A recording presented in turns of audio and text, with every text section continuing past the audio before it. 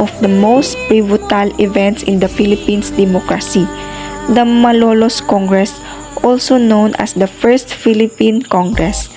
The Malolos Congress was formed in June 1898 by Emilio Aguinaldo in defiance of the Spanish regime.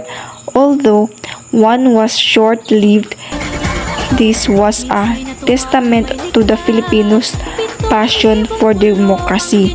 This Barocco church is made of adobe and concrete material and is centrally located in Malolos.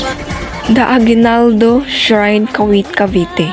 Declared a national shrine in June 1964, the Aguinaldo Shrine encompasses the whole ancestral house and grounds of Emilio Aguinaldo and extends to the park across the main house.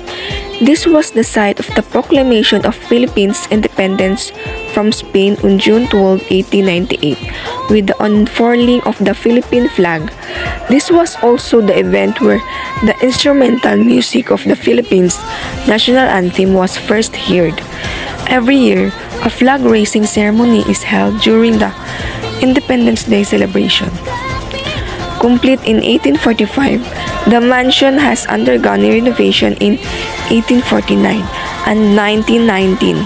It was donated to the government by Aguinaldo himself and is currently being managed by the National Historical Commission of the Philippines. The lush garden behind the mansion nestles the final resting place of Aguinaldo. The main house functions as a museum now. And the next is the Leyte Landing Memorial Park. Proclaimed a national park in July 1977, the MacArthur Leyte Landing Memorial National Park, also called MacArthur Park, was also designated as a National Historic Landmark by the National Historical Commission in 1994.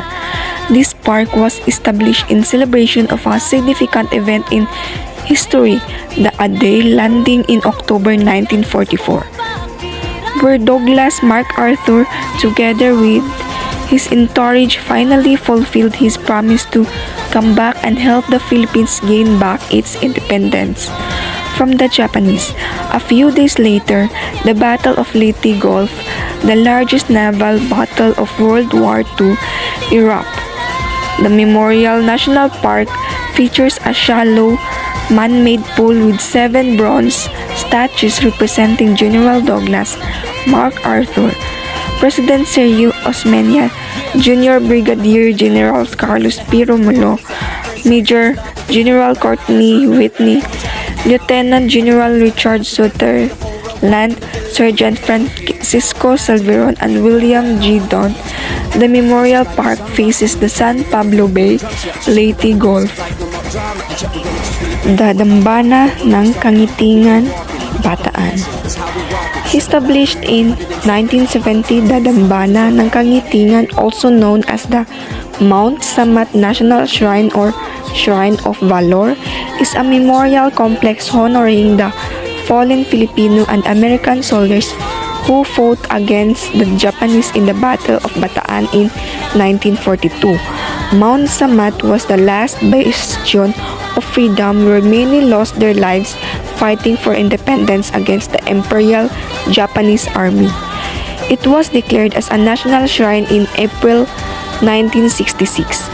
The complex also harbors the colonnade, stretching wide and welcoming visitors from the parking lot. The colonnade houses a war museum.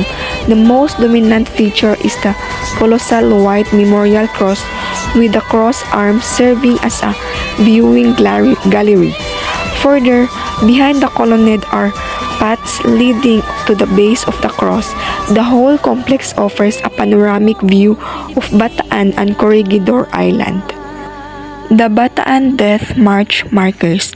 3 months after the Battle of Bataan, the Japanese army decided to transfer about 75,000 Filipino and American prisoners of war from Bataan to Camp O'Donnell, now Capas National Shrine in Capas, Tarlac.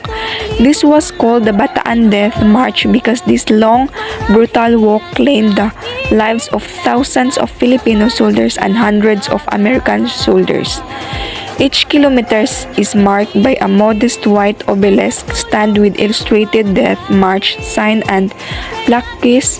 There are a total of 138 death march markers, 97 in Bataan, 33 in Pampanga, and 8 in Tarlac, dotting the roads between Bataan and Tarlac with one in Mariveles marking the kilometer zero. These markers are managed by the Filipino-American Memorial Endowment, a non-stock of non-profit foundation. They are also raising funds for the continuous maintenance of these historical markers. The Corregidor Island, strategically situated as the mouth of Manila Bay and facing the West Philippine Sea. Corregidor Island played an important role as a military base during World War II. Nicknamed The Rock, this fortified island was part of the harbor defenses, protecting Manila Bay from enemy attacks. The island suffered massive destructions after the war.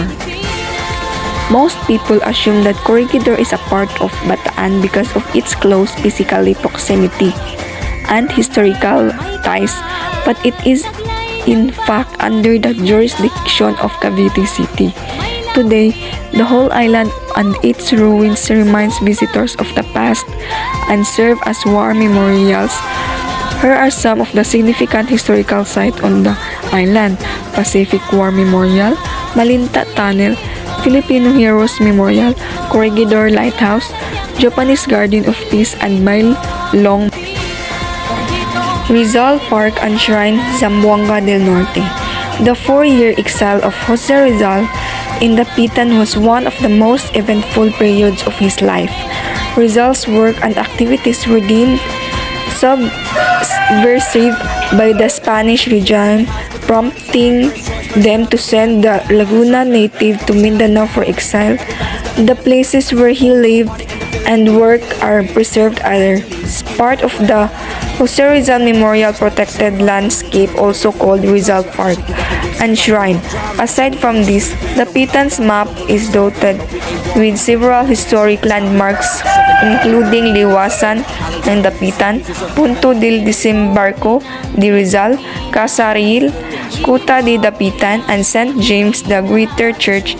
Dapitan is nicknamed the Shrine City in the Philippines. The Limasawa Island, Southern Leyte. Limasawa Island is historically significant because it's said that it is where the first ever Mass in the Philippines was held in March 1521 by Father Pedro de Valderrama. Located off the southern tip of Southern Leyte, the municipality of Limasawa used to be under the jurisdiction of the municipality of Padre Burgos until 1978 with 6 barangays on the island. Limasawa officially became a separate town in 1989 through a plebiscite. University of Santo Tomas, Manila. Originally named Colegio de Nuestra Señora del Santísimo Rosario, the University of Santo Tomas dates back to the early 17th century when it was founded by the 3rd Archbishop of Manila, Miguel de Benavides, in April 1611. The name was changed to Colegio de Santo Tomas and eventually elevated to university status in November 1645. Over 4 centuries later, the university stood the test of time and is regarded as the oldest university in the Philippines and in Asia. It was originally located inside Intramuros, the walled city of Manila, during the Spanish colonial period before transferring to its current location. Prominent alumni are Jose Rizal, Apolinario Mabini, Jose P. Laurel, Diosdado Macapagal, Sergio Osmeña, Manuel L. Quezon, and Nick Joaquin, among others. Cagsawa Ruins, Albay. Remember the iconic photo of Church Tower or what's left of it, buried in volcano ash with the temperamental but picturesque Mayon volcano in the background? The late 16th century Cagsawa Church was established by the Franciscan missionaries. The first structures was borne down by the Dutch pirates in the 17th century. It was reconstructed in the 18th century. However, the eruption of the Mayon volcanoes destroyed the church along with the rest of the town in the early 19th century. What we say today is what was left of the church, a portion of its tower. The Calsawa Ruins Park is co-managed and co-maintained by the municipal government of Daraga and the National Museum of the Philippines. It is the one of the most visited tourist attraction in Albay. While there, visit the Cagsawa National Museum, showcasing photos of the Mayon eruptions and other related collections. And since its popular attraction, there are several souvenir shops and stalls in the vicinity. And the last is Malacañang Palace, Manila. Malacañang Palace is the official residence and official of the President of the Philippines. It has served numerous leaders from the Spanish Governor-Generals to the Presidents of the Republic of the Philippines. The vast palace complex, the results of numerous renovations and expansions, encompasses many office buildings, mansions, park and gardens. Most of them follow the neoclassical and bahay na bato architectural styles.